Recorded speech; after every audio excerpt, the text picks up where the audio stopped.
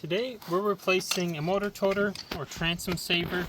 Our previous one bounced out of its old hole as that hole kind of widened over time, bounced off, and then we dragged this thing down the highway and it got all chiseled off along the road. Now it's important to have a motor toter or transom saver because, well, for one, it saves your transom. It saves this back wall from holding the entire weight of the engine as you drive your car. And something we ran into is pieces on the back of this engine, the mounting system actually broke, and now it doesn't clip up correctly, and it's a whole mess. So having a motor toter or transom saver is an important thing. So we're going to replace this old broken one with this new one from Attwood. And the way this one works is it comes in two pieces.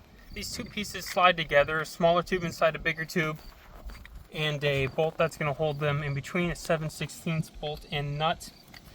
This is going to fit like this, and on the end there's two different attachments. If you have some sort of roller, you'll put this attachment on there and then it can fit on your roller. We don't have a roller, so instead we're going to use this.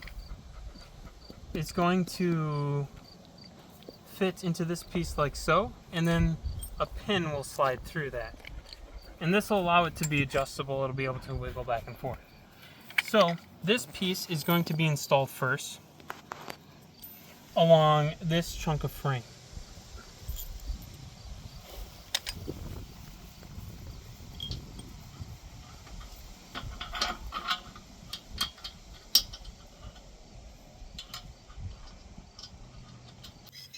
So I tightened this bolt and nut together. So now this is all in one piece. This is ready to go fit on the back of the trailer here where we installed our little attachment. I'm going to put the pin through.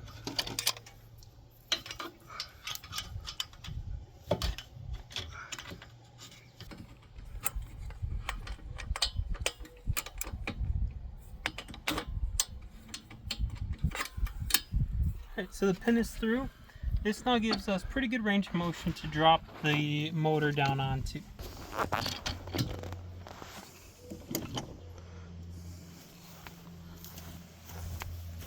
The kit we bought also came with a bungee cord, and there are holes in this aluminum cast to put your bungee cord and wrap it around however you so choose.